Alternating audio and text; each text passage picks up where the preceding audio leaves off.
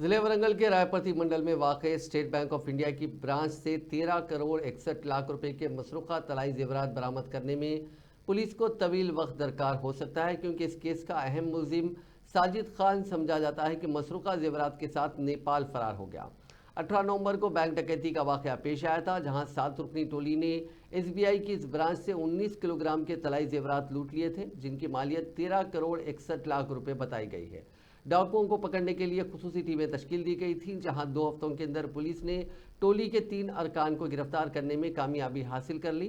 ان کے قبضے سے 1 کروڑ 84 لاکھ روپے مالیت کے 2 کلو 52 کلو گرام طلائی زیورات برآمد کر لیے گئے۔ پولیس نے جن ملزمین کو گرفتار کیا ان میں ساجد خان کا بھائی محمد نواب حسن بھی شامل ہے۔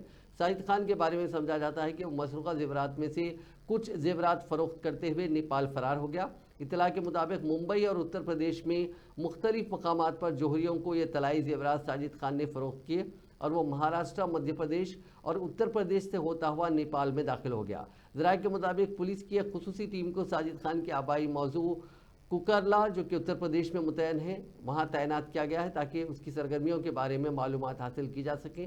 ذرائع نے بتایا کہ ٹیکنالوجی کا استعمال کرتے ہوئے ساجد کے نیپال فرار ہونے کی روٹ کی تصدیق کی کوشش کی جا رہی ہے۔ تلنگانہ کے ضلع ہنمکنڈا میں ایک جونیئر کالج کی طالبہ نے ہاسٹل میں پھانسی لے لی۔ اس واقعے کی اطلاع کے ساتھ ہی اس طالبہ کے والدین اور رشتہ داروں نے کالج پہنچ کر احتجاج کرتے ہوئے الزام لگایا کہ کالج انتظامیہ کی لاپرواہی کے نتیجے میں اس طالبہ نے یہ انتہائی اقدام کیا۔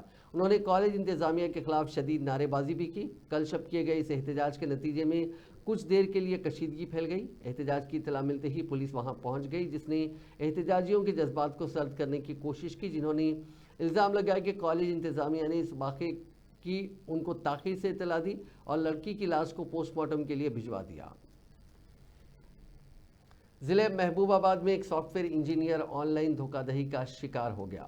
وہ 4,15,000 روپے سے محروم ہو گیا۔ دھوکے باز نے اسے محبوب آباد ٹاؤن میں سونے کی تجارت کے ذریعے زیادہ سود کمانے کے بہانے لالچ دیا تھا۔ اطلاعات کے مطابق حیدرآباد میں سافٹ ویئر انجینئر کے طور پر کام کرنے والے پی دیوندر نے الزام لگایا کہ 15 دسمبر کو اسے ایک نامعلوم نمبر سے واٹس ایپ پر ایک پیغام موصول ہوا، جس کے ساتھ سونے کی تجارت کے لیے رجسٹر کرنے کے لیے ایک ویب سائٹ کے لنکس بھی تھے۔ اس نے اسے نظر انداز کیا اور پیغامات کا جواب نہیں دیا، لیکن وہ سونے کی تجارت کی تفصیلات حاصل کرتا رہا۔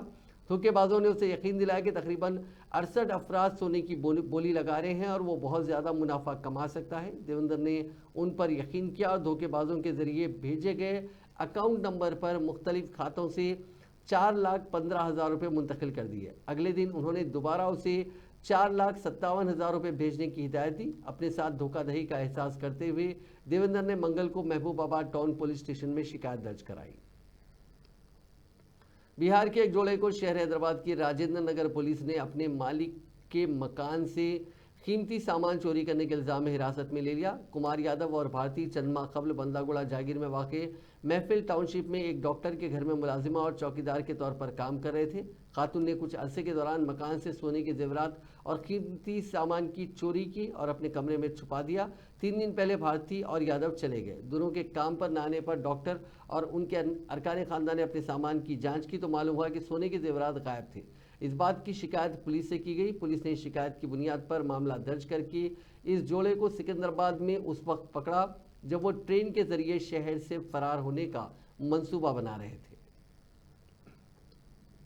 شہر حیدرآباد کے علاقے براونڈے میں 5 نوجوانوں کی جانب سے ایک نابالغ لڑکی کے آٹو میں اغوا کی کوشش کو ایک آٹو ڈرائیور نے ناکام بنا دیا۔ اس آٹو ڈرائیور کی مختلف گوشوں سے ستائش کی جا رہی ہے۔ پولیس نے کہا کہ 5 نوجوانوں نے مبینہ طور پر ایک نابالغ لڑکی کے ساتھ بدسلوکی کی اور اسے اغوا کرنے کی کوشش کی، جن کو حراست میں لے لیا گیا ہے۔ پولیس کے مطابق تقریباً 17 سال کی ایک لڑکی اپنے ساتھیوں کے ساتھ براونڈہ پہنچنے کے لیے مادھا پور میں ایک شیئرنگ آٹو میں سوار ہوئی۔ راستے میں 2 نوجوان گاڑی میں سوار ہوئے اور ان میں سے ایک لڑکی کے پاس بیٹھ گیا۔ نوجوان نے لڑکی کے ساتھ بدتمیزی شروع کر دی اور لڑکی کے دوست پر حملہ کر دیا۔ اسے دیکھتے ہی آٹو ڈرائیور نے دونوں ملزمین کو آٹو سے باہر نکال دیا۔ تاہم دونوں نے اپنے 3 دیگر دوستوں کے ساتھ جو بائک پر آٹو کے پیچھے آ رہے تھے ڈرائیور پر حملہ کرنے کی کوشش کی۔ ڈرائیور لڑکی کو لے کر وہاں سے فوری چلا گیا۔ اس نے براونڈہ پہنچ کر لڑکی کو اس کے گھر چھوڑ دیا۔ 5 نوجوانوں کے گروپ نے آٹو کا پیچھا کیا اور وہاں پہنچ کر لڑکی کو اغوا کرنے کی کوشش کی۔ ہنگامہ آرائی سن کر مقامی افراد جمع ہو گئے اور انہیں پکڑ لیا۔ اطلاع پر پولیس نے موقع پر پہنچ کر انہیں حراست میں لے لیا۔ ضلع جگتیال میں ایک ضعیف خاتون کی موت کے بعد اس کی آخری رسومات کو تقریباً 6 گھنٹے ملتوی کرنا پڑا کیونکہ اس کے رشتہ داروں نے غیر انسانی سلوک کرتے ہوئے اس کے گھر کو خفل ڈال دیا۔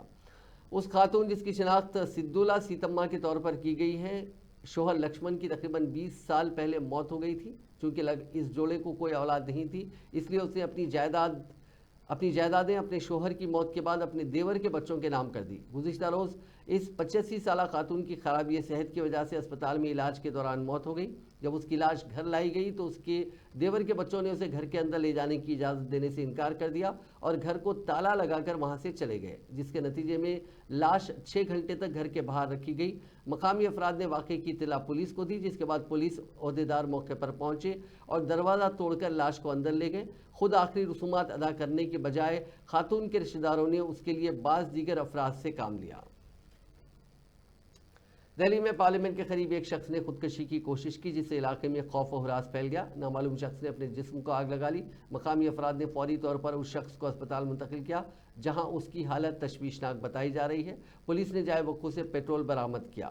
ابتدائی تحقیقات کے مطابق پولیس کا کہنا ہے کہ یہ شخص اتر پردیش کے باغپت ضلع کا رہنے والا ہے۔ اس کی پہچان جتیندر کے طور پر کی گئی ہے، تاہم اس نے خودکشی کی کوشش کیوں کی، اس کی وجوہات کا ابھی تک پتہ نہیں چل سکا۔ اتر پردیش کے ضلع اعظم گڑھ میں 49 سال پہلے اغوا ہونے والی ایک خاتون اپنے اہل خانہ سے دوبارہ مل گئی۔ سال 1975 میں 8 سالہ بچی پھولمتی اپنے والدہ کے ساتھ مراد آباد گئی تھی، جہاں ایک شخص نے اسے لالچ دے کر اغوا کر لیا تھا۔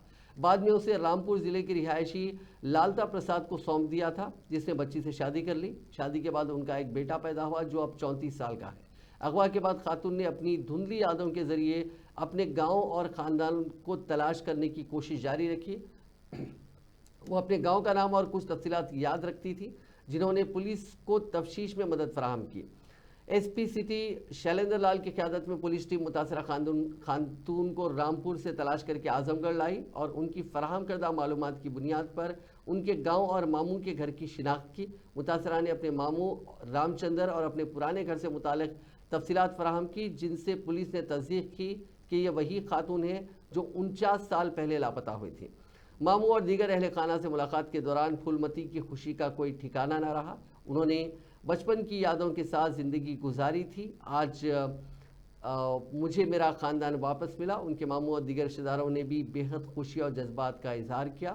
خاتون کا 34 سالہ بیٹا اپنی ماں کے ساتھ پیش آئے اس حادثے کو جان کر حیران اور جذباتی نظر آیا۔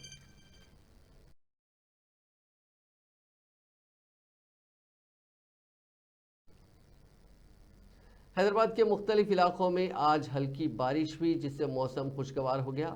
محکمہ موسمیات نے پیشن گوئی کی ہے کہ آئندہ دنوں میں بھی بارش جاری رہے گی۔ تلنگانہ کے دیگر اضلاع جن میں رنگا ریڈی، میڈچل ملکاج گری اور یاددری بھونگیر شامل ہیں، ان میں بھی بارش ہوئی۔ حیدرآباد کے مشیر آباد، بندلا گوڑا، ماریٹ پلی، بہادر پورہ اور حمایت نگر میں اچھی بارش دیکھی گئی۔ ناظرین، اس نیوز بلیٹن میں بس اتنا ہی۔ آپ دیکھتے رہیے INN چینل۔